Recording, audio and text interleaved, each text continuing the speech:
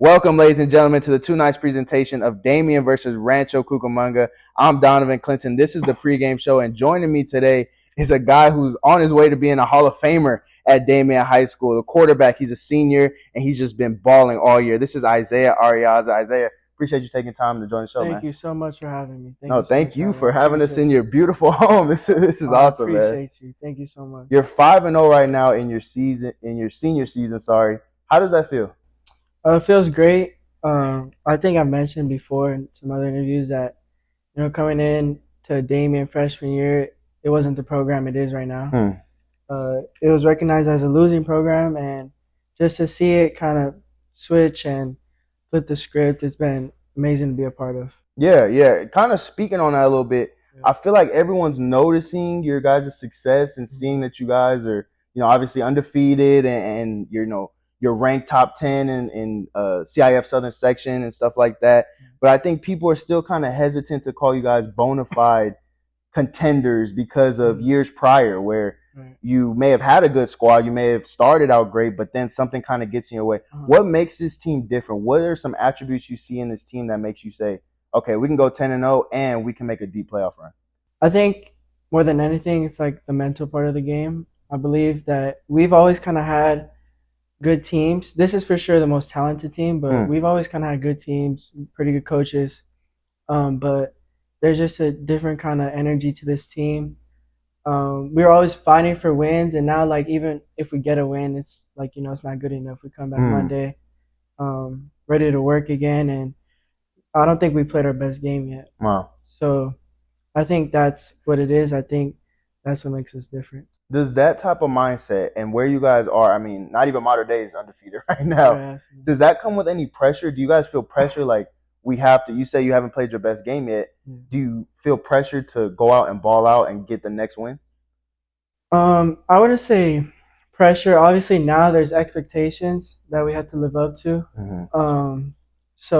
But that's just we're confident in ourselves. I'm confident in the guys, and we get that from week in, week out, preparing a lot of film. We practice really hard. So I wouldn't say pressure, but obviously it comes with the game. But I would just say like meeting the expectations, of course. Yeah. I've known you for some time now. Not everyone may know this, but my family, your family, we've known each other for quite some time. So I'm not going to ask you just the straight softball questions that I ask everyone else. No worries. Going into last season, the head coach that you came in with and came in to play for, he stepped down. We talked about it before we started recording. The transfer scene right now is crazy. We've seen people leave for less. You played your junior year at Damien last year, and you stayed for your senior year. Talk about this program and this school and why it was so important that you finish your career here. Yeah, that's a great question. Obviously, there's other opportunities, but Damien's home. I love the school. I live 10 minutes away. I fully bought into Coach Stu, and what he saw for the program and what he's done has been amazing. So just enjoying being in high school there and having an amazing coach that I believe in. And, we've helped bring so many guys to Damien as well.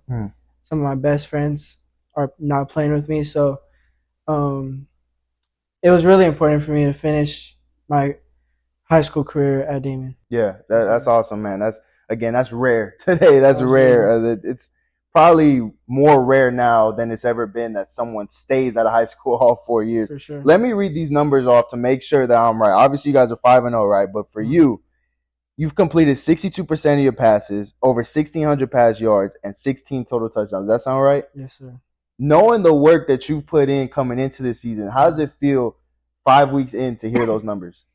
It feels great, but I think the 5-0 is what makes me feel even better. Because, 1,600 yards, 16 touchdowns, but if we're 1-4, 2-3, it's not as good of a feeling. Yeah. But I'm blessed to have received the success I have, and we'll just continue on. Yeah. I want to talk a little bit from a schematic standpoint. You are kind of a smaller quarterback than most. And I remember in college, I played with a quarterback that was a little smaller, and we had to kind of do things to shift the pocket so that he can see things clearly. Is there anything like that going on between you, your O-line, and your offense coordinator?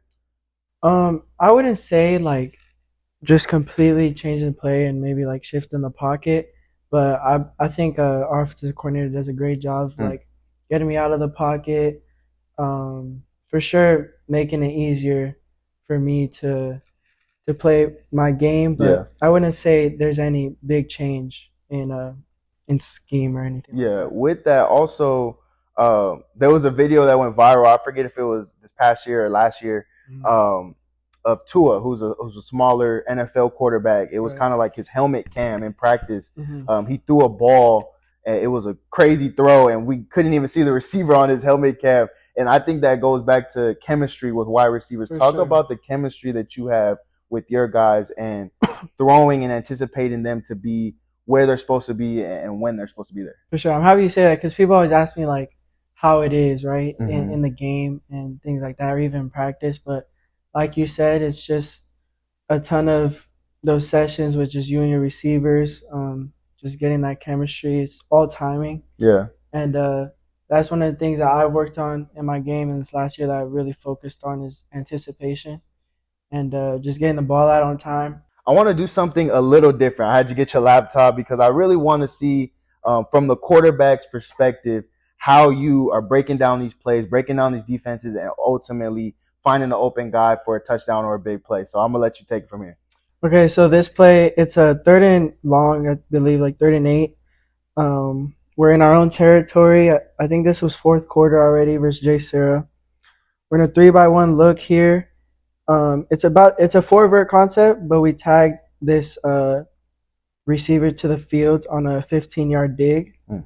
So I'm looking at cover three pre snap, what looks to be cover three pre snap. So in my head, I'm still gonna get my eyes to the number three, which is running kind of like the over in a four vert concept. But I already know pre snap that I'm most likely gonna have this seam. So footwork wise, I'm three on time to this seam, and just try to put a good ball. He makes a great catch. And yep. So here it's second and 10 versus St. Paul.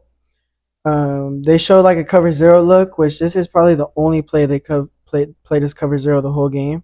So as soon as we got this look, we were thinking middle of the field, we were thinking vertical, and so we're in a 2-by-2 set, and our slot receiver has a choice of in man coverage. He could either take outside leverage and almost run like a little bender, or if the DB is inside leverage, he'll run a slot fade.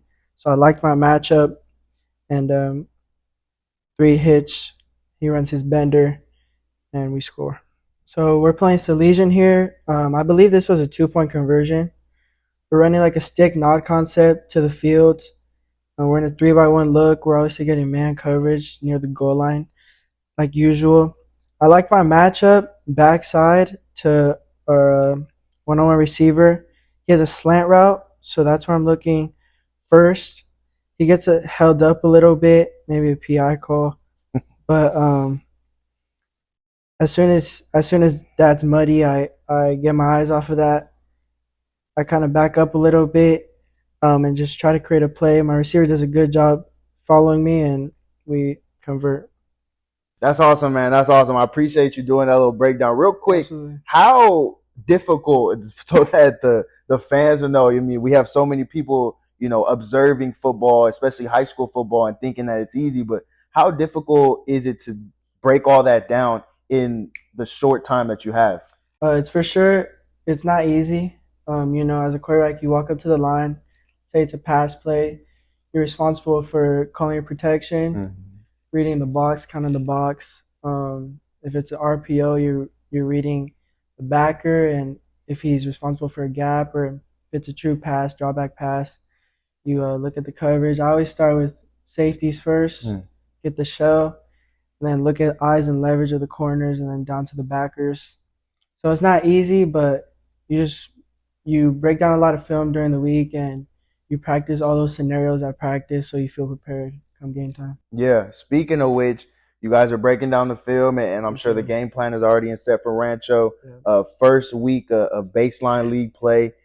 Talk about some things that you're seeing on the film that you know you and your squad will be able to take advantage of and get the win against Rancho. Well, I think obviously the record I don't think really portrays how good they are. They're probably the best 1-4 team you could probably find. They played a lot of tough opponents and they've lost close games, but they're fast, they're physical, they got a ton of athletes in the back end. But I believe they rely a little bit on those athletes, and I just, in my opinion, I don't think they can match up with our guys. So I think they're going to play a lot of man, bring a lot of pressure, which is probably the only way to try to stop our offense. Yeah. But I think we're going to be able to exploit those and make a big plays in our man coverage. It's exciting. I'm excited to see how this game turns out. Real quick, on a personal level, again, I've known you and known your family for quite some time, and one of the reasons that not just me, but everyone loves your family is your faith and how outspoken you guys are about your faith. Talk about the correlation between your faith and your success on the field. My faith is everything to me. You know, high school, these last 4 years, things at school, injuries, it hasn't been easy. And at times you're just like, you feel really stuck. Yeah. You feel in a hole, and that's when you rely on God, and you know, you listen to the word, and you put your trust in Him, and a lot of prayer.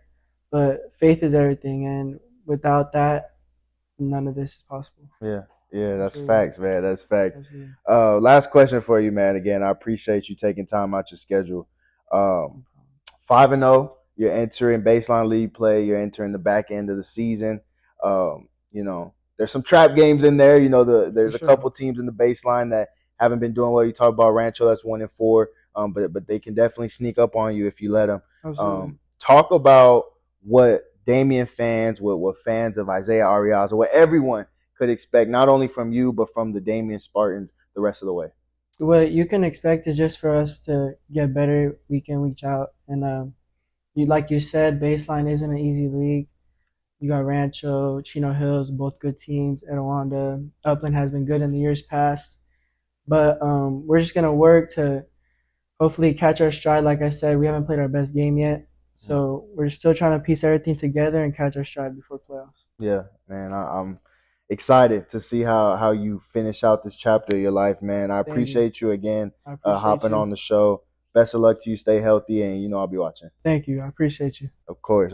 Be sure to follow both myself and Isaiah on all the socials, man, and be on a close watch to see what this young man does. He's got a lot of special things in store for him. I appreciate you all watching. Just stay tuned. I have another video for you real soon.